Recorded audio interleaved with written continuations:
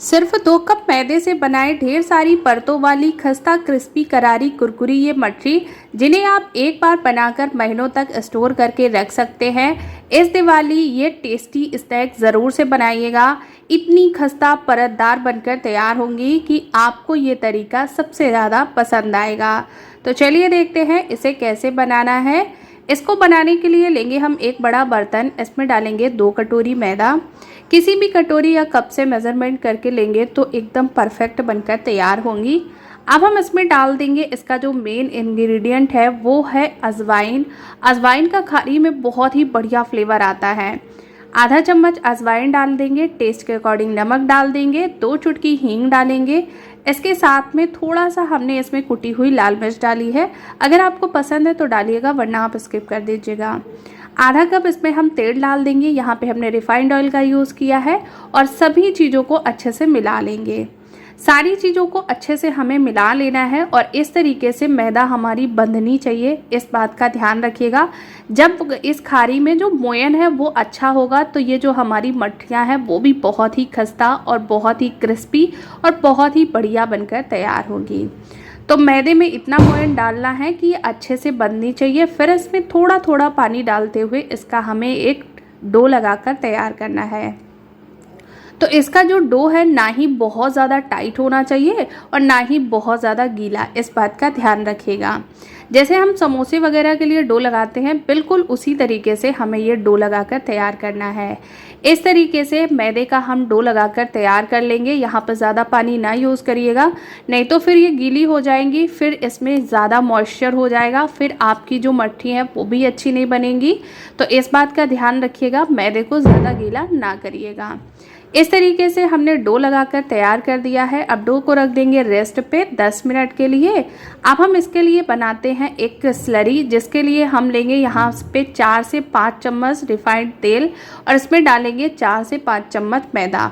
तो मैंने पहले 3 चम्मच डाली, फिर 2 चम्मच डाली और इसे अच्छे से मिक्स कर लेंगे। तो ये हमारा एक क्रीमी टेक्सचर वाला साटा बनकर तैयार हो जाएगा, जिससे हमारी जो मठरियाँ हैं वो एकदम परतदार और बहुत ही खस्ता बनकर तैयार होंगी। तो जब तक हमने साटा बनाया, मैदा भी हमारी अच्छे से रेस्ट कर चुकी है। तो एक बार मैदे को फिर से हम मसल लेंगे अच्छे से। इस तरीके से मैदे को हमने अच्छे से मसल लिया है। अब हमें इसको कट करके मैं दिखा रही हूँ कि इस तरीके से मैदे का जब टेक्सचर होगा तो आपकी जो मठरी है वो भी बहुत ही बढ़िया बनकर तैयार होंगी। कितने बढ़िया इसमें अच्छी परत आई है। इस तरीके से बनाकर देखिएगा, आपकी मठरियाँ बहुत ही अच्छी बनेंगी। अब हम थोड़ी बड़ी बड़ी लोइयाँ कट कर लेंगे। तो यहाँ पे 2 कप मैदे में मेरी 7 लोइयाँ बनकर तैयार हुई हैं। तो लोइयों को हम सारी एक साथ बनाकर तैयार कर लेंगे। अब हमें इनको बेलना है। तो हमें सातों जो पूड़ी हैं इनको बेल कर रख लेना है। इसे आप थोड़ा सा तेल लगाकर या फिर मैदा लगाकर बेल लीजिएगा। जितनी हो सके उतनी बड़ी बेलिएगा, छोटी हमें इसे नहीं रखना है। तो इस तरीके से इसे हम खूब बड़ा सा बेलकर तैयार करेंगे। अगर ये थोड़ा सा चिपके, वैसे तो चिपकेगी नहीं क्योंकि इसमें खूब सारा हमने ऑयल डाला है, तो ये चिपकेगी नहीं। अगर लगे तो आप थोड़ा सा सूखा मैदा या फिर तेल लगाकर इसे बेल लीजिएगा। इस तरीके से हमने बड़ी सी शीट बनाकर तैयार की है और इसी तरीके से हमने सातों बेल ली हैं। अब जो हमने साटा लगाया था वो हम इसके ऊपर साटे को लगाएंगे इस तरीके से। चाहे तो आप हाथ की मदद से लगा दीजिए या फिर ब्रश की मदद से। ऊपर से थोड़ा सा सूखा आटा छिड़क देंगे और फिर से दूसरी शीट बिछा देंगे। यही प्रोसेस से हमें सातों शीटों को इसी के ऊपर अच्छे से लगा देना है। पहले हम शीट लगाएंगे, फिर साटा लगाएंगे, फिर थोड़ा सा सूखा मैदा लगाएंगे। इसी प्रोसेस से हमें अपनी सातों शीटें इसके ऊपर रख देनी है। इससे जो मठरियाँ बनेंगी बहुत ही खस्ता, बहुत ही टेस्टी और बहुत ही परतदार बनेंगी। थोड़ा सा इसे बेल लेंगे ताकि जो सातों शीट हैं वो अच्छे से चिपक जाए। फिर से हमें इसके ऊपर साटा लगाना है। इस वाले स्टेप को बहुत ही अच्छे से देखिएगा, तभी आपकी जो मठरियाँ हैं वो अच्छी बनकर तैयार होंगी।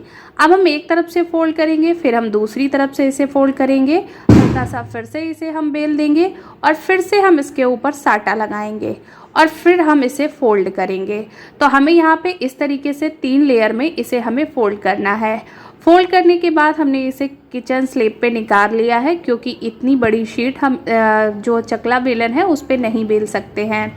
तो हमें इस पे किचन के स्लैब पे अच्छे से बेल लेना है। जितनी बड़ी आप बेल पास रहे हैं उतनी बड़ी शीट बेल कर तैयार करिएगा। बहुत ज़्यादा इसे हमें मोटा नहीं रखना है, इस बात का ध्यान रखिएगा। आधे इंच के गैप में इसे हमें मोटा रखना है। आधी इंच की शीट रह जाए उतनी ही हमें मोटी रखनी है। और जो किनारे से जो मैदा एक्स्ट्रा है उसे हम इस तरीके से कट कर देंगे। इससे एकदम जो मठिया है वो एकदम परफेक्ट और बहुत ही अच्छी बनकर तैयार होंगी। अब हम 1 से 1.5 इंच के गैप में इस तरीके से हम इससे कट कर लेंगे।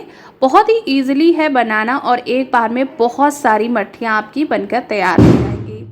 और फिर हम इसे अपने मतलब 1 इंच के टुकड़े में इस तरीके से कट कर लेंगे। आपको जैसी शेप पसंद हो उस तरीके से आप कट कर सकते हैं। बड़े पीसेस में भी कट कर सकते हैं और छोटे में भी। तो मैंने यहाँ पे बहुत बड़ी नहीं कट की हैं, छोटी छोटे ही पीसेस में कट की हैं, क्योंकि जब इनकी लेयरिंग खुलती है तो ये काफ़ी फूल कर बड़ी हो जाती हैं। तो इस तरीके से हमने सारी मट्ठियों को कट कर लिया है। अब इन्हें ना हमें सेकना है, तो बिल्कुल लो फ्लेम पे सेकना है, तभी जो इन मट्ठियों की परत है वो अच्छे से निकल कर आएंगी। तो गैस पे हमने तेल रख दिया था। तेल हमारा हल्का गरम था। हल्के गरम तेल में हम इनको मट्ठियों को डालेंगे और गैस की फ्लेम लो कर देंगे। अब आप देख सकते हैं कि मट्ठियाँ हमारी फूलकर अपने आप ही ऊपर आएंगी। और जब ये इस तरीके से ऊपर आ जाएं तब हम इनको कलछी से हल्के हाथों से इनको हम पलट देंगे। बहुत ज़्यादा अलट पलट ना करिएगा, नहीं तो इनकी जो लेयर है वो बिल्कुल अलग अलग हो जाएंगी। इस बात का भी ध्यान रखिएगा। तो इस तरीके से अलट पलट करते हुए इनको हमें सुनहरा होने तक, यानी कि क्रिस्पी होने तक अच्छे से सेकना है। इस तरीके से ये हमारी बहुत ही खस्ता, बहुत ही टेस्टी टी टाइम स्नैक, या फिर आप कह सकते हैं दिवाली का बहुत ही बढ़िया स्नैक बनकर तैयार है, जिन्हें आप पहले से बनाकर स्टोर करके रख सकते हैं। तो ये हमारी बहुत ही टेस्टी, हमारे यूपी के कानपुर में इनको मट्ठियाँ बोला जाता है, नमक पारे बोले जाते हैं, और बहुत सी जगह पे इनको खारी बोला जाता है। तो आपके यहाँ इसे क्या बोला जाता है कमेंट्स करके ज़रूर बताइएगा। और आज की ये खस्ता टेस्टी खारी या फिर मट्ठियाँ बनकर तैयार है। तो दोस्तों आज की ये रेसिपी कैसी लगी कमेंट्स करके ज़रूर बताना। अच्छी लगे तो लाइक शेयर करना बिल्कुल ना भूलना। Thank you for watching. Her her Mahadev.